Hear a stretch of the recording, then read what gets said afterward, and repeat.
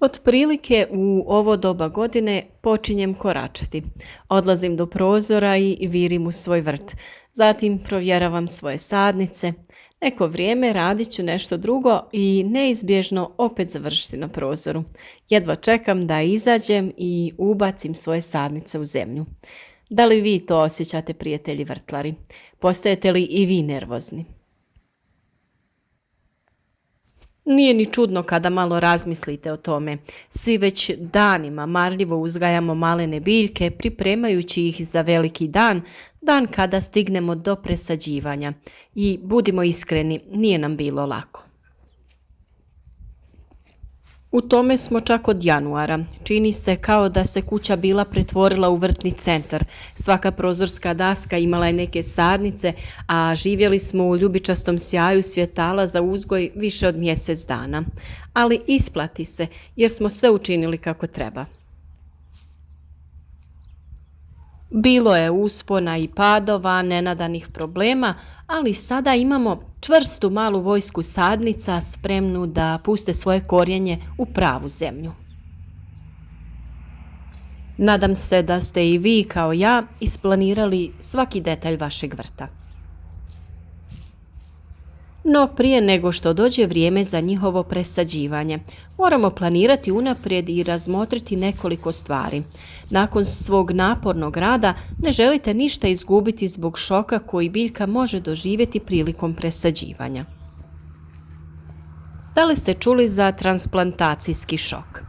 Šok od transplantacije, to jest presađivanja, je izraz koji se koristi za pokrivanje razdoblja nedugo nakon što se biljka preseli iz svoje uredne male posude u rasadniku u svoj stalni dom u vrtu. Biljke ne vole posebno da ih čupaju i premještaju s mjesta na mjesto. Kada ih stavimo u vrt, to stresira biljku i sve one dožive neki oblik šoka, ali srećom to traje samo dan ili dva. Ukoliko se desi da je selidba previše stresna, vidjet ćete vanjske znakove poput mlohave stabljike, usporavanja rasta, a ponekad se nažalost desi i smrt biljke. Dakle, dok imamo još neko vrijeme, isplanirajmo veliki događaj sljedeći savjete u nastavku našeg videa koji će vašim biljkama dati zdrav početak sezone. Prvo što je prije same sadnje na otvoreno jako bitno je da saznate kada se očekuje zadnji mraz. Na prognozi za vaše područje potražite procijenjene datume prvog i posljednjeg mraza. Provjerite datume posljednjeg mraza za vašu zonu uzgoja i zapišite sebi u kalendar. Onda kada se približite tom datumu, počnite pratiti vrijeme, posebno onu 10-dnevnu prognozu. 15 dana je prilično širok okvir i teško je ne naljutiti se. Želite da vaš vrt raste, a ako imate sadnice koje zauzimaju mjesto, vjerovatno ih do sada želite izbaciti iz kuće.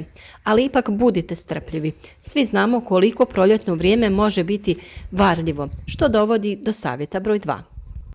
Kako se bliži vrijeme sadnje, pratite vremensku prognozu od 7 do 10 dana. Sada kada ste u svom posljednjem mrazu i vrijeme je osjetno toplije, vrijeme je da napravite ozbiljne planove. Odaberite veliki dan, znači dan sadnje. Počnite gledati svoju 10-dnevnu prognozu. U idealnom slučaju želite presaditi svoje sadnice tokom 4. ili 5. dana toplog i blagog vremena. Pripazite na stvari poput jakog vjetra, grmljavine, iznenadnih padova temperature. Čak i jaka kiša može učiniti mnogo na vašim sadnicama. Temperatura je također vrlo važna.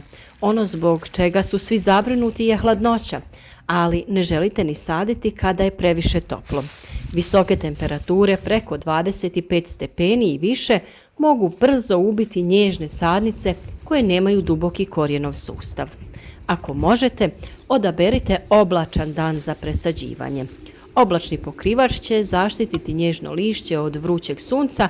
Ukoliko takvih dana nema, sadnju obavite kasno poslijepodne ili predvečer. Kaljenje, to jest jačanje rasada prije sadnje, je jako važno i to je savjet broj 3. O tome imate poseban video postepeno kako se obavlja kaljenje rasada. Pogledajte ga i potražite na našem kanalu. Otprilike 7 do 14 dana prije nego što planirate presaditi svoje sadnice, morat ćete ih početi ojačavati. Te mekane sadnice moraju se malo ojačati da prežive na otvorenom.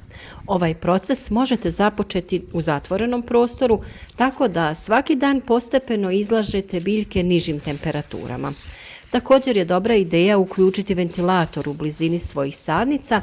Ono ponaša zračne struje na otvorenom i signalizira biljkama da rastu deblje i čvršće.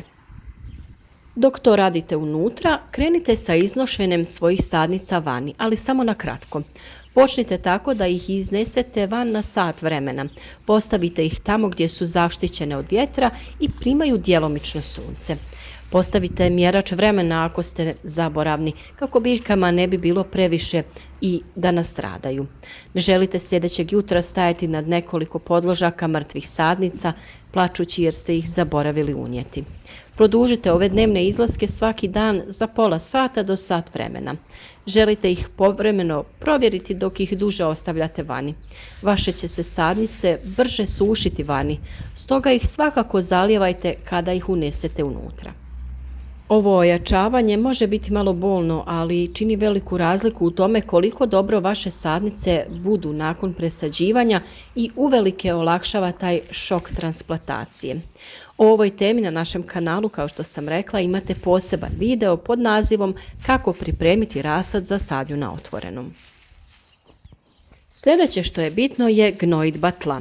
Onog dana kada presadite biljke imate jedinstvenu priliku da odradite prihranu gnojivom upravo tamo gdje je vašim biljkama najpotrebnije, a to je u korijenu. Nakon što iskopate rupu za svoju sadnicu, na dno možete staviti razna gnojiva koja se sporo otpuštaju kako biste svojoj biljci pružili izvrstan početak. A kada se pripremamo za sadnju, potrebno je spomenuti i sredstvo koje je vrlo učinkovito kod zaštite sadnica. Već smo govorili o sredstvu koje se zove Previcur Energy i ono osigurava preventivnu i sistemičnu zaštitu od bolesti polijeganja i rane plamenjače. Osim toga, pozitivno djeluje na rast korijena i zakorjenjavanje, a biljke lakše podnose stresne uslove presađivanja. Naravno, ako već niste, također je izvrsno vrijeme da u zemlju dodate malo komposta. Opskrbite se potrebnim hranjivima, stajskim ili nekim peletiranim gnojivima, kristalonskim hranjivima koja su vodotopiva i mogu se koristiti prilikom zalijevanja. Zato vam je bitan fosfor. Ako koristite NPK gnojiva, tada vam drugi broj mora biti najveći, na primjer 10-40-10. Savjet broj 5 odnosi se na vrijeme sadnje. Ako je hladniji dan, oko 15 stepeni, poželjet ćete presaditi svoje sadnice ujutro. To će im dati dovoljno vremena za zagrijavanje kroz najtopliji dio dana prije nego što se suoče sa nižim večernjim temperaturama. Pripazite na njih tijekom popodneva kada je vani najtoplije. Ukoliko je topliji dan 25 stepeni i više, sadite sadnice u kasnim poslijepodnevnim ili ranim večernjim satima, nakon najtoplijeg dijela dana. Ne želite opterećivati svoje biljke sa tim visokim temperaturama. Kako biste smanjili šok od presađivanja, jedna stvar koju možete učiniti je paziti na korijenje kada ih sadite. Pazite da ne ometate previše korijensku kuglu. Zalijte sadnice u posudama neposredno prije nego što ih posadite, kako bi one lakše iskliznule iz posude bez narušavanja zemlje. 6. savjet je oprez prilikom dodavanja gnojiva. Sada kada ste kupili sva potrebna gnojiva, ne zaboravite ih dobro iskoristiti. Dok imate posla s novim biljkama, budite vrlo oprezni jer biste mogli spaliti nježno korijene. Proučite dobro uputstva na pakovanju i odmjerite količinu koja je potrebna da se koristi. 7. savjet je da obratite pažnju na to koliko duboko zakopavate svoje biljke. Naime, neke biljke, poput paradajza, formirati će novo korijenje gdje god biljka dodiruje tlo.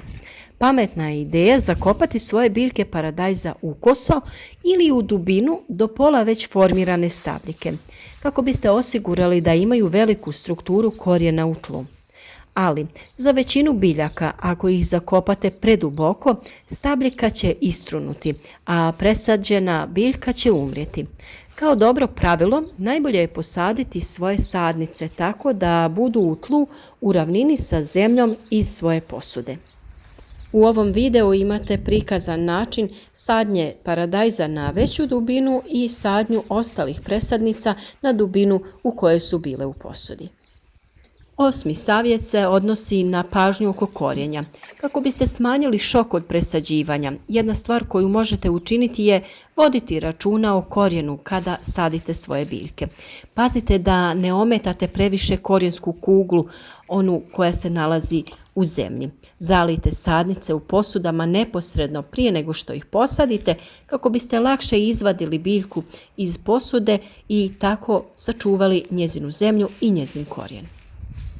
Pravilo broj 9 je jako bitno, a to je da se voda svakoj biljci dodaje odmah prilikom sadnje, kao što vidite i ovdje u videu. Nekad se čeka dok se ne završi sa sadnjom svih sadnica prije nego što se krene sa zalijevanjem. To nikako nije dobro u slučaju kada imate dosta sadnica, jer dok ih sve posadite i vratite se da ih zalijete, otkriti ćete da su one koje ste prve sadili jako isušene i pod stresom. Na kraju tako možete izgubiti biljke. Za najbolje rezultate zalijevajte svaku sadnicu čim je posadite. Pravilo broj 10 je da ne zaboravite svoje oznake i natpise, što je jako bitno. Označite svoje tek posađene sadnice dok sadite i zabilježite sve promjene koje napravite na svom glavnom planu vrta ukoliko ste ga napravili. Nakon što su u zemlji, sve biljke paradajza izgledaju isto, sve paprike izgledaju isto. Shvaćate ideju? Proći će neko vrijeme dok ne budete mogli razlikovati koja je biljka, koja sorta, kada počnu davati plodove. I 11. pravilo je da provjeravate stanje svojih sadnica. Postoji takav osjećaj zadovoljstva i dovršenosti kada stavite te svoje nove biljke u zemlju. Primamljivo je prepustiti se osjećaju da je vaš posao gotov, barem za sada. Ali ako želite biti sigurni da će vaš vrt dobro započeti, morat ćete paziti na te biljke otprilike 7 dana kako biste bili sigurni da će se one udomaćiti. Ako možete, najbolje je pregledati sadnice 2 puta dnevno, ujutro i ponovo navečer. Budući da još nemaju veliki korijenov sustav, mogu se brzo osušiti i uvenuti ako se zaborave na dan ili dva. Probleme možete uočiti prije nego što postanu ozbiljni. Ako pomaže, postavite podsjetnik na svom telefonu. Također je važno ponovno budno paziti na prognozu vremena tokom tog razdoblja. Ranoproljetne oluje često donose jak vjetar ili tuču što može uništiti vaše nježne sadnice. Ako se očekuje loše vrijeme, možete ga preduhitriti i pokriti svoje nove usjeve kako biste ih zaštitili. Nešto tako jednostavno poput stare posteljine može ih zaštititi od vjetra, mraza ili oštećenja od tuče. Kada vidite novi rast u vaših presadnica, to je dobar znak da su se udomaćile i zahtijevaju manje čuvanja. Spremni su za malčiranje kako bi zadržali vlagu i spriječili rast korova. Za većinu nas povrtlara postoje 3 vrhunca svake vrtlarske sezone. Kada krenemo sa sjetvom našeg sjemena, kada konačno stignemo presaditi svoje presadnice u vrt i kada počne rasti povrće. Uz dodatno planiranje i oprez zasigurno ćete presađivanje dobro započeti. Sada sve što trebate učiniti je strpljivo čekati taj konačni vrhunac vrta. Sretno vam svima, dragi naši povrtlari!